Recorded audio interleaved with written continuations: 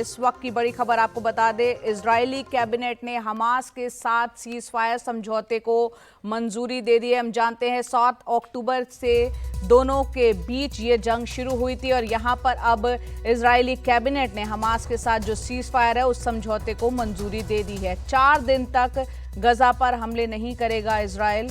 Hamas 50 Israeli बंधकों को रिहा करेगा। पहले महिलाएं और बच्चे रिहा किए जाएंगे और इसके बाद हर 10 बंधकों को छोड़ने पर 1 दिन और हमले नहीं करेगा इजराइल। तो इस वक्त की बड़ी खबर, हालांकि ये अभी साफ नहीं है कि सीज फायर कब से शुरू होगा।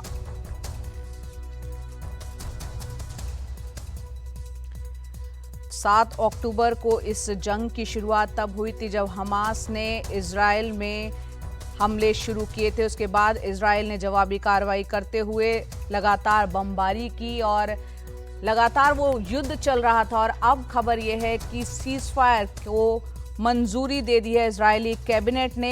इसकी विस्तार से क्या कुछ डिटेल्स निकलकर सामने आ रही हैं, उमाशंकर सिंह हमारे वरिष्ठ सहयोगी हमारे साथ जुड़ रहे हैं। उमा, सीज फायर को लेकर क्या क्या जानकारी? जी देखिए, जो वॉर कैबिनेट है इजराइल की, उसने इस बात को मंजूरी दे दी है, जैसा कि आपने बताया, कि 50 जो हॉस्टेज हैं वो हमास की तरफ से छोड़े जाएंगे और उसके बदले में 4 दिनों तक जो है वो युद्ध विराम लगा रहेगा। दूसरी अहम बात यह भी है कि 150 जो फिलिस्तीनी कैदी हैं इजराइल की जेलों में, उसको भी छोड़ने पर सहमति बनी है और यही बात जो है वो वॉर कैबिनेट की तरफ से इसको मंजूरी दी गई है। जहां तक लागू होने की बात है तो 24 घंटे का जो वक्त है वो दिया जाएगा, ताकि सरकार ने जो फैसला किया है, वॉर कैबिनेट ने जो फैसला किया है, उस पर अगर किसी इजरायली को आपत्ति हो तो सुप्रीम कोर्ट का दरवाजा खटखटा सके, ताकि जो 150 फिलिस्तीनी जो कैदी हैं इजरायल की जेलों में, उसको छोड़े जाने पर जो सहमत हुई है इजरायल की सरकार, उस पर अगर कोई आपत्ति है तो उसके खिलाफ कोर्ट में जाया जा सके। तो 24 घंटे का जो वक्त है वो इसके लिए दिया गया है। अब जाहिर सी बात है कि थर्सडे यानी कि कल गुरुवार को ये इम्प्लीमेंटेशन में आएगा और 50 बंधकों को हमास की तरफ से छोड़ा जाएगा, जिसमें महिलाएं होंगी और 19 साल से नीचे के जो बच्चे हैं वो उसमें शामिल होंगे। और आपने जैसा कि आपने भी बताया कि इजरायल ने अपनी तरफ से ये कहा है कि हर 10 बंधकों को छोड़े जाने के एवज में वो 1 दिन और सीज फायर जो है वो आगे बढ़ा सकता है। लेकिन इजरायल ने साथ ही साथ ये भी साफ किया है, प्रधानमंत्री बेंजामिन नेतन्याहू ने यह भी साफ कर दिया है कि इजरायल जो है वो हमास के खिलाफ अपना युद्ध जो है वो आगे जारी रखेगा। वो अपना जो मकसद है उससे पीछे नहीं हटेगा। उसका मकसद क्या है? एक एक जो बंधक है उसको छुड़ाना और साथ ही साथ हमास का खात्मा।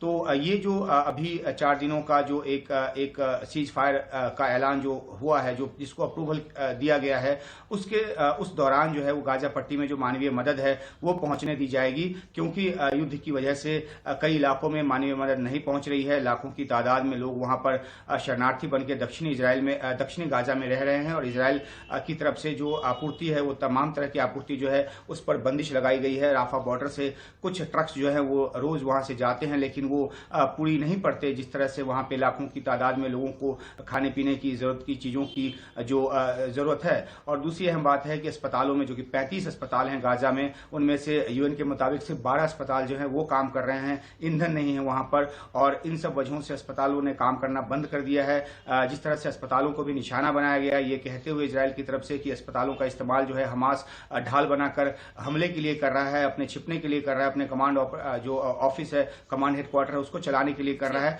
तो इन सब वजहों से उसने अस्पतालों पर भी हमले शुरू किए हैं। अल शिफा अस्पताल जो है उसका एक बहुत बड़ा उदाहरण है।